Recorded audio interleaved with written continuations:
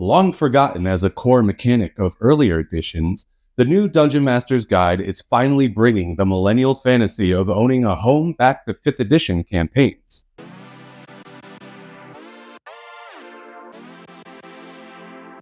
Bastions are a home base for players to customize, maintain, and return to in between their adventures. There is a lot of opportunity here for fun role-playing moments, but Bastions can also provide some substantial mechanical bonuses and even alter the entire course of your campaign, for better or for worse. So, even if you're not into the idea of playing Animal Crossing in Faerun, which honestly sounds kind of fun to me, I don't know, there's still plenty to love here. So today, we're going to cover all the basics of D&D base building and figure out how you can get the most out of the Bastion system, as a player or as a DM.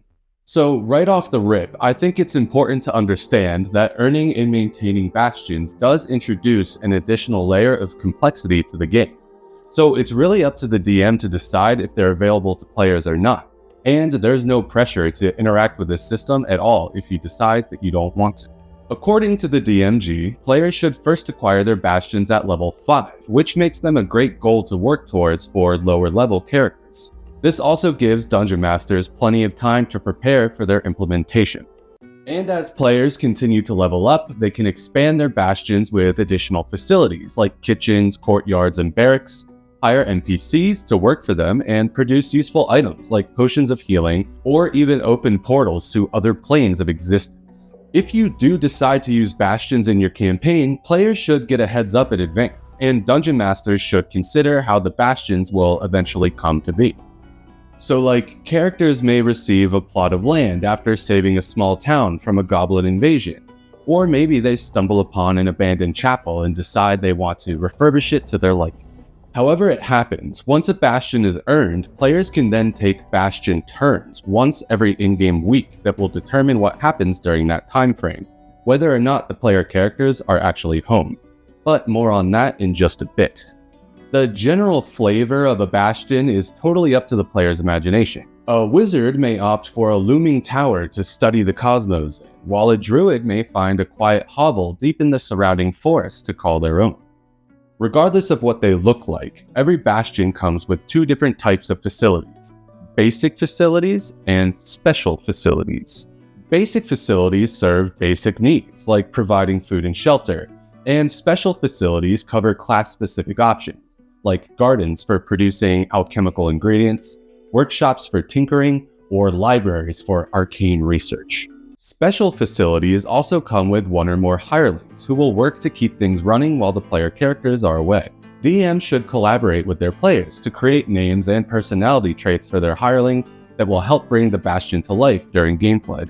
Players can and should design their Bastion layouts on a square grid, the same way their DM would design a dungeon. A Bastion map should account for things like fortified walls, staircases, and closets. Different facilities will take up differing amounts of space that are measured in 5-foot squares.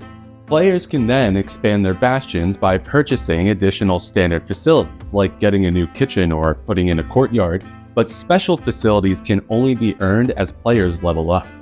2 or more players may also decide to combine their Bastions together into one cohesive structure, which could help streamline things, but each player is still responsible for maintaining their own facilities. Some facilities come with prerequisites beyond character level. For example, players that want to build a sanctuary must have the ability to use a holy symbol, druidic focus, or spellcasting focus. Rather than looking at this as a roadblock that prevents players from experimentation, I prefer to look at special facilities as an avenue to new possibilities.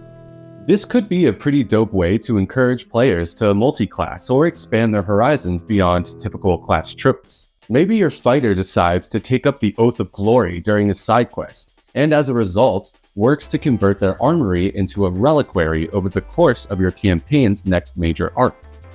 It's little creative sparks like these that get me super excited to create new stories with my friends, so don't be afraid to bend the rules a little bit if it means that you're going to have more fun at your table. Speaking of character-defining quest lines, of course, the call to adventure is always just around the corner. But Bastions don't sit static in the background as players explore the world. They're living, breathing characters in their own right. And that, my friends, is where the Bastion turn comes in. For each Bastion turn, players may issue a Bastion order to one or more of their special facilities. Some Bastion orders are pretty self-explanatory, like craft or harvest, but the maintain order works just a bit differently. Unlike the other Bastion orders, maintain is issued to the entire Bastion itself. The Dungeon Master Guide states that if characters are unable to contact their hirelings while away, then the maintain order should automatically be assumed. Once the players have issued their Bastion orders, the DM will resolve them individually. There's a lot of room for player combos here too. Like, for example, a druid may issue the harvest order to build up resources for potion craft, but they can't craft the potions themselves. So, once enough resources have been harvested, her wizard companion could then issue the craft order to his hirelings, working together over the course of several weeks to create potions for the party to bring with them on their next adventure.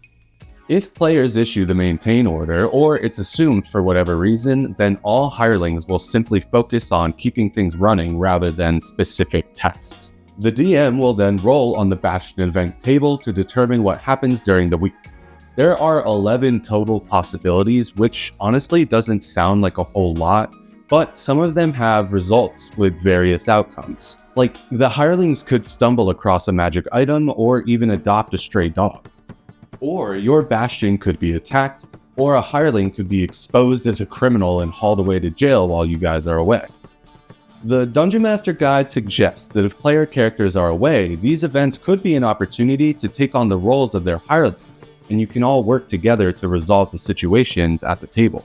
I think this is a pretty cool idea on paper, but in practice, some results may throw DMs for a loop if they're not prepared and be really difficult to sort out on the fly. And that's why I personally plan on using Bastions primarily as a way to keep my players engaged in the campaign in between our sessions. You could use a Discord server or even a text thread to resolve Bastion orders throughout the week. And if something really crazy happens, you can just decide as a group if you'd rather wait and dedicate part or even all of your next session to playing out what happens in game. But if you're running a long-term campaign, rolling the same results on the events table could get repetitive fast. The DMG does mention that you're free to adjust the cadence of Bastion orders to remedy this. So if you know your characters will be away for months at a time, you may decide to only roll once per in-game month, rather than once per in-game week. And finally, it's important to keep in mind that Bastions may crumble just as quickly as they're built. Players may choose to abandon their Bastions at any time for any reason, which, I don't know, sounds kind of lame. But if a character dies or is otherwise incapacitated for long periods of time, then the hirelings will eventually move on and abandon the Bastion. In whatever case, the Bastion will eventually be looted, destroyed, or perhaps taken over by another adventuring group, or even an adversary to the party, which I think could lead to some pretty interesting story hooks down the line. I know that I'm personally really stoked to implement this system into my own campaign. The core mechanics are definitely solid, but there's also plenty of wiggle room for the third-party community to really go crazy, with all sorts of additional facilities, events, and other options for players who really want to make the most out of Happy Home Designer Tabletop Edition.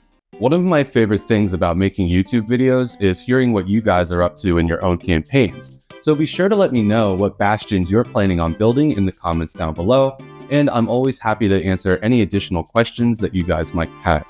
Seriously, if you got this far, thank you guys so much for watching. Don't forget to be kind to yourself, and as always, venture forth.